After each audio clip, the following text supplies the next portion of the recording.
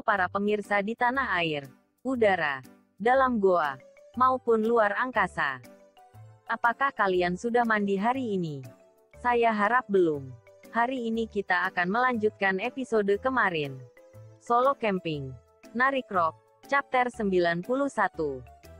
Sejak awal, di antara iblis peringkat rendah yang melayani para bangsawan iblis, ada yang bersumpah setia kepada para bangsawan bukan dengan paksa, tetapi dengan ketulusan. Mereka disebut pengikut iblis. Pengikut iblis. Maksudnya itu apa? Itu adalah iblis yang dapat berubah wujud sesuka hati mereka, seperti iblis yang kukendarai. Apakah kau berkata konyol seperti itu sepanjang waktu karena kau takut akan menjadi budak seperti iblis lainnya? Yah, toh kita semua diperbudak. Setidaknya kita tidak akan digunakan sebagai barang sekali pakai dan mati seperti itu. Sementara itu, seorang budak iblis jauh dicambuk oleh pengawas dan akhirnya mati. Di sisi lain, tampaknya lebih sedikit monster yang menarik gerobak daripada iblis. Jika dia berubah seperti yang dikatakan Esil, dia tidak akan mudah dibunuh. Saat Soho melihat sekeliling sambil mendengarkan penjelasan Esil, dia menganggukkan kepalanya dan berkata, "Mari kita mendekati kuda itu dulu." Bisakah dia berbicara? Tentu saja. Untungnya pengawas tidak banyak, jadi tidak sulit. Nukira. Saat Esil berbisik dengan suara kecil di samping kuda, kuda itu mengenali Esil dan membuka matanya lebar-lebar. Kemudian, ia dengan cepat melihat sekeliling dan berbicara. "Nona, Esil, kau selamat. Aku mendengar kabar bahwa kau sudah lama kembal." Tiba-tiba, Nukira meneteskan air mata, dan dia tampak seperti akan menangis. Namun, karena takut akan menarik perhatian pengawas, mereka terus menarik gerobak dengan kecepatan yang sama sambil berbicara dengan Esil. Situasinya mendesak. "Esil, di sini berbahaya. Mengapa kau kembali ke sini?" "Nukira, apa yang terjadi di sini?" "Yah." Nukira melihat sekeliling lagi dan menjawab dengan cepat. "Setelah semua bangsawan pergi, tempat ini segera dikuasai oleh iblis lain." Iblis lain, bukan bangsawan iblis. Menurut rumor, itu adalah iblis yang memakan iblis mati dalam perang monark dan menjadi lebih kuat. Memakan iblis yang mati dalam perang. Apakah mereka tentara Pazan yang melarikan diri selama perang monark? Mungkin seperti itu. Saat gerobak yang ditarik Nukira berhenti, Esil sembunyi di suatu tempat untuk saat ini. Pengawas akan segera datang. Setelah mendengar itu, Soho dan Esil dengan cepat bersembunyi di kegelapan. Kemudian, pengawas iblis tingkat menengah itu mendekat dan melirik biji yang dibawa Nukira. "Kosongkan gerobak dan kembali. Kiki-kiki." Nukira meringkik seperti kuda. Kemudian, dia memiringkan gerobak ke belakang dengan kaki belakangnya dan menuangkan biji ke tanah sebelum berbalik arah. Saat pengawas menjauh, Nukira menuju ke Esil yang bersembunyi di kejauhan. "Esil, kau harus lari dari sini secepat mungkin. Jika kabar bahwa bangsawan iblis yang masih hidup terdengar hingga ke penguasa, itu akan menjadi situasi yang sangat berbahaya." "Jadi begitu. Di mana penguasa ini?" tanya Soho. Dan mata Nukira tertuju padanya. Sepertinya manusia ini bahkan tidak peduli dengan apa yang dia katakan sejauh ini dan sangat ingin pergi mencari penguasa itu. "Siapa itu?" Esil bertanya pada Nukira, yang ragu-ragu. "Pengawas akan kembali. Cepat jawablah." Nona Esil. Dia tidak muncul di kamp kerja paksa ini. Karena iblis lain dapat mengkhianatinya kapan saja, dia tinggal di tempatnya sendiri dan hanya sesekali muncul di Kolosseum. Kolosseum telah lama menjadi tempat bermain bagi iblis yang menyukai pertumpahan darah dan pertempuran. Tapi sekarang telah menjadi tempat eksekusi bagi iblis yang menentang perintah penguasa. Penguasa terus bertambah kuat dengan memakan mereka yang mati di Colosseum. Dia hanya muncul ketika eksekusi akan dilakukan. Kolosseum. Itulah saatnya. Nukira. Teruslah bekerja. Mari kita bicara nanti. Esil. Nukira menyaksikan Esil menghilang kembali ke kegelapan dipenuhi kecemasan. Esil mengamati situasi dan berbicara dengan Soho. Kita tidak bisa terpaku pada pengawas. Jika kau diketahui oleh para budak, akan ada kekacauan besar. Esil adalah iblis, jadi relatif aman. Masalahnya adalah Soho. Jika ketahuan bahwa manusia telah menyusup ke dunia iblis, semua iblis yang kita lihat sekarang dapat menyerang kita sekaligus. Soho, kau harus berpura-pura menjadi iblis sebisa mungkin. Saat aku menoleh ke samping, Soho sudah merubah penampilan seperti budak lainnya. Ototnya terlihat karena latihan keras beberapa hari terakhir. Tubuh Soho telah berulang kali robek dan hancur, berkembang sangat ekstrim dengan otot yang kekar. Soho menyimpan pakaiannya di inventory dan mengenakan kain pinggang yang ada di dekatnya. Karena ada beberapa iblis humanoid di antara iblis, ini cukup untuk menyamar. Tapi masih ada masalah penting. Iblis yang lemah mungkin tidak curiga dengan ini. Tapi masalahnya mereka akan segera menyadari bahwa tidak dapat merasakan energi iblis dari dirimu. Bagaimana dengan ini? Soho meraih tanduk vulkan.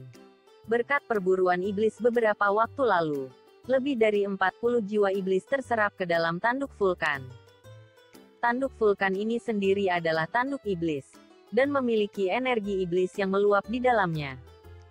Esil menyadari apa yang diinginkan Soho. Kau tidak akan menyuruhku masuk lagi, kan?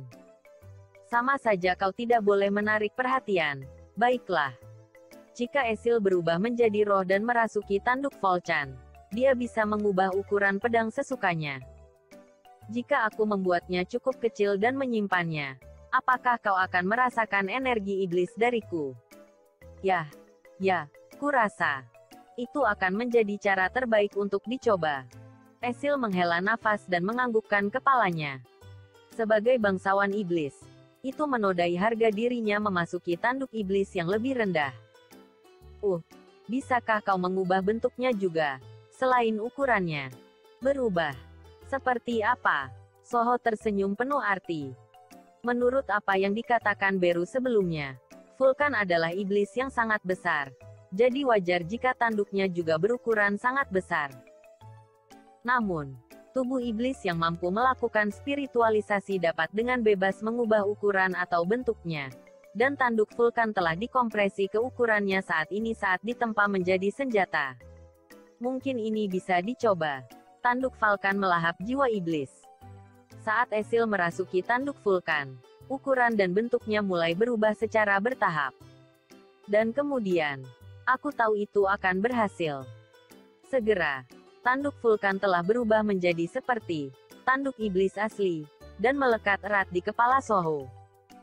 Akhir-akhir ini, kau bertingkah seperti dewa, dan sekarang kau bahkan ingin memasang tanduk iblis asli di kepalamu.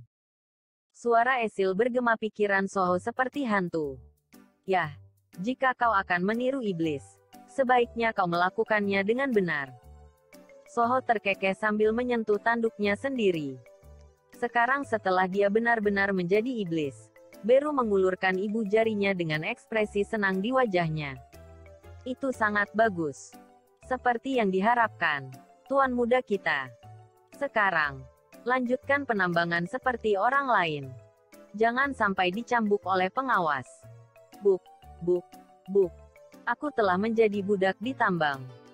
Soho membeli beliung dari toko dan berbaur dengan para budak, melakukan penambangan dengan beliungnya.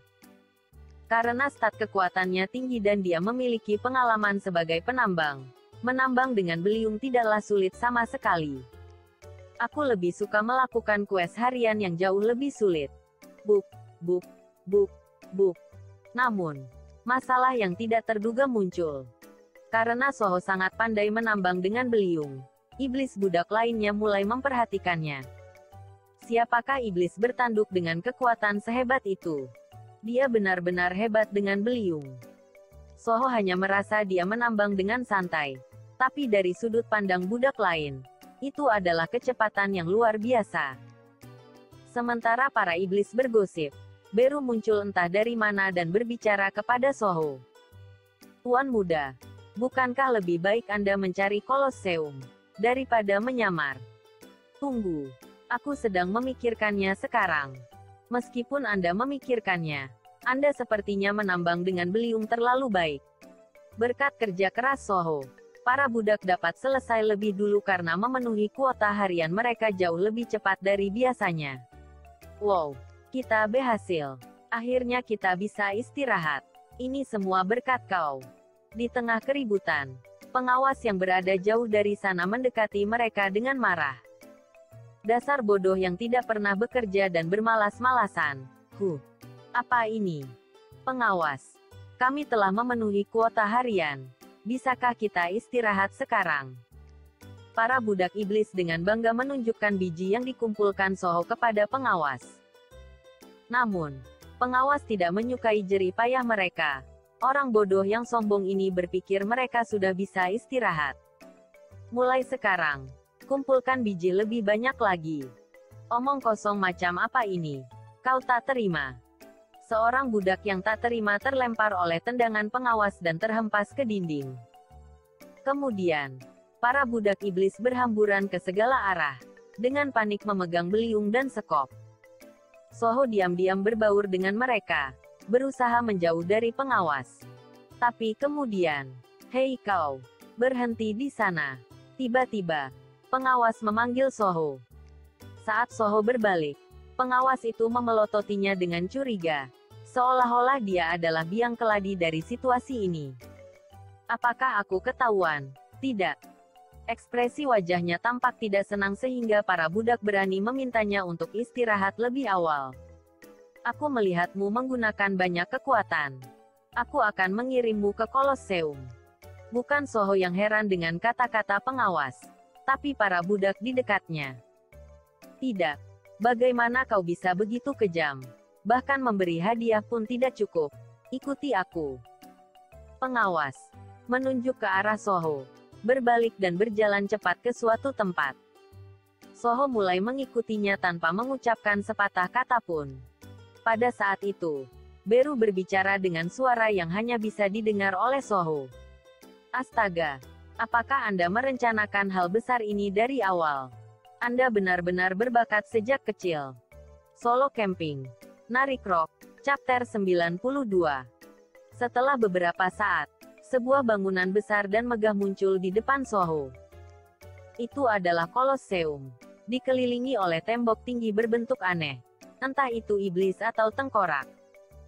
Masuklah, kata pengawas, menyerahkan Soho ke penjaga Kolosseum dan segera kembali ke kamp kerja paksa. Pintu besi yang berat itu tertutup, dan Soho menatap iblis yang baru saja ditemuinya. Iblis pengawal. Soho mengukur kekuatan tempurnya.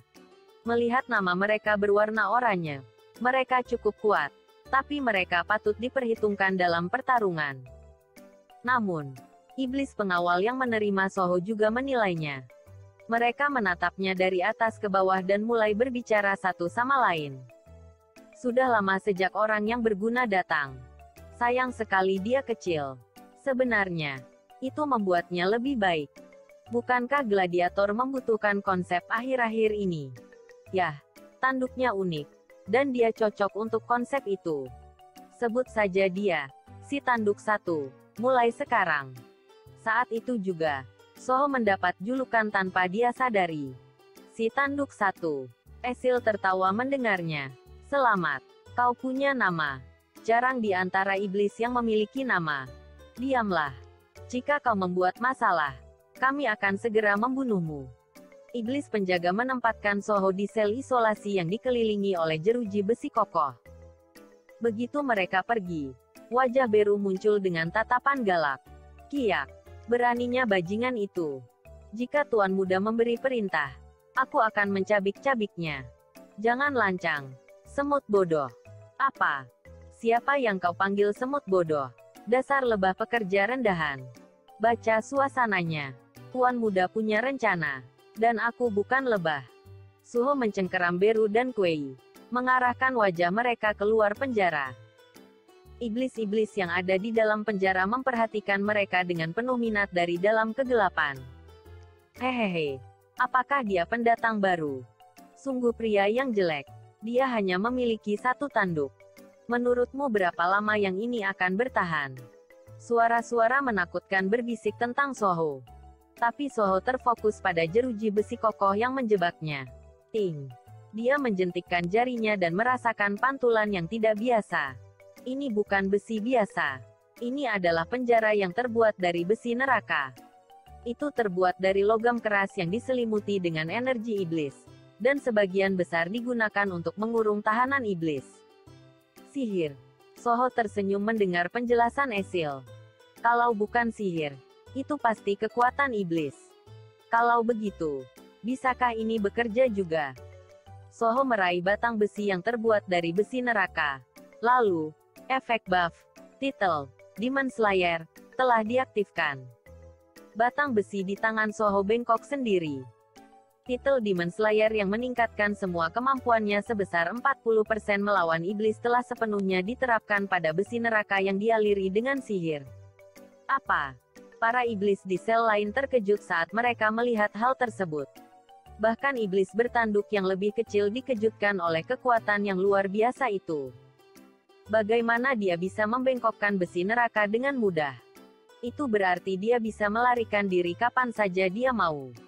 Hei, jika kau akan melarikan diri, buka juga jeruji besiku. Tiba-tiba, para iblis yang tadi melihat ke arah Soho mulai berteriak keras seperti orang gila. Tapi tidak semua orang terkejut. Apakah ini juga bisa berhasil? Dasar orang-orang menyedihkan. Apakah kau pikir dia dikurung di sini karena dia tidak bisa menanganinya? Mereka yang mencoba melarikan diri dari sini hanya akan berakhir ditangkap dan dilahap oleh penjaga di luar. Apa? Siapa yang menyedihkan? Itu hanya gertakan dari orang tua sekarat yang sombong. Ada yang bisa melakukan hal semacam itu. Lalu aku akan memelintir lehermu seperti ini. Kali ini, bagian dalam penjara tiba-tiba menjadi riuh dengan keributan. Kuharap aku tidak bertemu denganmu di pertandingan berikutnya. Suatu hari nanti, aku akan mengunyah orang tua yang hanya bisa mengoceh konyol. Tapi iblis tua itu tak menghiraukan hinaan itu. Dengan acuh membalikkan punggungnya, dan berbaring. Soho menatapnya. Mungkinkah dia memberiku nasihat? Soho mengembalikan jeruji besi yang bengkok ke posisi semula. Dia hanya bereksperimen karena penasaran. Dan dia tidak berniat melarikan diri. Apa? Apakah kekuatanmu sehebat ini? Aku tidak berpikir sehebat ini ketika kau melawan iblis tingkat menengah sebelumnya. Aku mencoba efek dari titelku. Mungkin karena itu, meskipun dia terjebak di markas Pak Iblis, dia tidak merasa gugup. Sebaliknya, dia kecewa karena dia bisa sampai ke sini dengan begitu mudah. Jika aku menangkap semua iblis di kamp kerja paksa, aku akan memperoleh beberapa poin EXP. Tapi dia masih harus bertahan. Jika dia menyebabkan keributan di sana, dia tidak akan bisa datang ke sini dengan aman. Selain itu, level budak di kamp kerja paksa sangat rendah jika dia leveling dengan susah payah. EXP yang dia dapat tidak akan banyak. Tapi tempat ini berbeda. Sejak Soho menginjakkan kaki di penjara ini, stat sensoriknya memberi peringatan. Itu bukan karena orang-orang yang baru saja mengoceh di dekatnya. Bahaya sebenarnya jauh di dalam sana. Lebih baik menangkap satu ikan besar daripada ratusan ikan kecil. Kolosseum. Aku menantikannya. Entah kenapa, aku gelisah. Sejak tadi jantungku berdebar-debar. Tidak. Jangan bingung. Tepatnya, getaran aneh sudah terasa dari tanduk vulkan yang menempel di dahinya. Seolah-olah tanduk itu hidup. Fenomena aneh macam apa lagi ini? Hei, si tanduk satu, keluar. Para penjaga mendatangi Soho lagi. Jeruji besi dibuka, dan Soho mengikuti penjaga dengan patuh. Tetapi pada saat dia melewati sel iblis tua itu, jika kau ingin hidup lama, jangan makan makanan yang diberikan penjaga. Hah. Saat suara itu tiba-tiba bergema di telinganya, Soho menoleh ke samping. Tetapi iblis tua itu masih berbaring dengan membelakangi punggung. Soho merenungkan kata-kata iblis tua itu. Jangan makan makanannya. Beberapa saat kemudian, para penjaga meletakkan sepiring daging. Makan itu. Ini hidangan khusus untuk pemula Kolosseum. Ini mungkin menjadi makan malam terakhirmu. Jadi jangan sisakan apapun. Para penjaga tertawa kecil. Soho menatap daging itu. Uap mengepul darinya. Penampilannya biasa, tapi baunya enak. Jika dia adalah budak biasa di kamp kerja paksa, dia akan memakannya dengan lahap begitu mencium baunya. Tetapi pada saat itu, seseorang yang tertidur di dunia peristirahatan abadi yang jauh diam-diam membuka mata. The King of Bugs, Lord of Plagueis, menjilat bibirnya sambil melihat racun potoblut yang tercampur dalam makanan. Racun darah gila. Bayangan Kueresa muncul di benak Soho. Itu karena Lord of Plagueis, Kueresa, telah menemukan racun yang tersembunyi dan terbangun dari tidurnya. Dan di depan Soho ada larva beracun Kueresa yang tak terhitung jumlahnya. Jendela informasi muncul. Ding. Racun, potoblut poison. Saat dikonsumsi, itu membuat darah mendidih dan memperkuat kekuatan seseorang untuk sementara. Namun, ada efek samping yang fatal, yaitu setiap kali Anda menggunakan kekuatan sihir, akan disertai dengan rasa sakit yang luar biasa, dan umur Anda akan terkikis saat darah berkurang. Racun darah. Apakah ini yang diperingatkan oleh iblis tua itu? Saat Soho menatap daging itu tanpa menyentuhnya, para penjaga mendesaknya. Kenapa kau diam saja? Cepat makanlah. Apakah kau tak terlalu lapar? Kau harus memakannya sekarang untuk menambah kekuatanmu.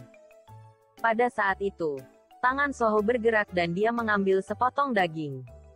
Para penjaga melirik Soho. Suka atau tidak suka, Soho mulai mengunyah daging itu. Ini cukup mudah dikunyah.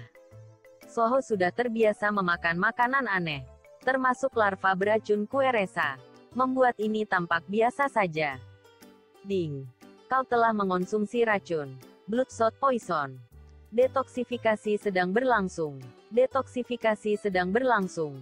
Darah di tubuh Soho tiba-tiba menjadi panas dan kemudian dengan cepat menghilang. Detoksifikasi selesai. Kau telah mendapatkan racun. Bloodshot poison. Soho terus memakan daging iblis itu tanpa ragu. Kini jelas mengapa mereka memberikan racun merah kepada pendatang baru di Kolosseum. Entah umur budak berkurang atau tidak, mereka pasti berusaha membuat prabudak bertarung lebih sengit dengan memeras kekuatan mereka sebanyak mungkin. Namun, masalahnya adalah karakteristik racun ini sangat mirip dengan sesuatu yang Soho ketahui dengan baik. Ini mirip dengan debu bintang. Ini jelas bukan suatu kebetulan. Debu bintang yang dikembangkan iblis di pabrik juga merupakan obat yang memperkuat kekuatan untuk sementara. Soho bertanya pada Kueresa, yang sedang mengawasinya. Kueresa, apakah kau tahu tentang debu bintang? Bangs King, Lord of Plague, mencibir pada racun jelek yang dikembangkan oleh iblis. Dan kemudian, jendela informasi baru muncul. Poison. Debu bintang, racun tidak lengkap yang merupakan bagian dari Bloodshot poison. Dengan mengorbankan rasa sakit dan kematian pengguna sebagai efeknya, mereka berhasil menghilangkan semua efek samping dari Bloodshot poison. Saat dikonsumsi, untuk sementara memperkuat kekuatan magis seperti Bloodshot poison, tetapi memiliki kerugian memperpendek umur. Bajingan gila ini. Soho menjadi muram saat dia memeriksa jendela informasi. Satu-satunya hal yang diketahui Soho tentang proses produksi debu bintang adalah melibatkan pembakaran manusia hidup sebagai bahan bakar misben. Mengorbankan rasa sakit yang parah dan darah mendidih dari mereka yang terbakar sampai mati. Mereka telah memecahkan efek samping dari Bloodshot poison dengan debu bintang. Ini benar-benar keterlaluan. Untuk meningkatkan kekuatan, mereka memindahkan semua rasa sakit ke manusia. Kemarahan mulai bergejolak di dalam diri Soho. Iblis penjaga yang merasakan auranya yang tidak biasa bergetar.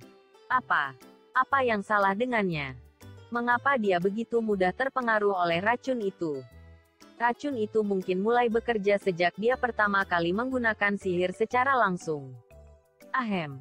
Lagi pula, jika kau sudah selesai makan, bangunlah.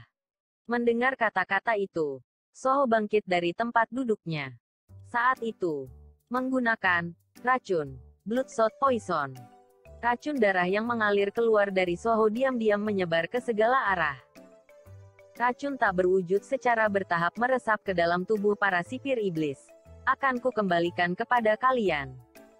Dan kau akan mati kesakitan saat darahmu terbakar dari dalam tubuhmu. Bersambung.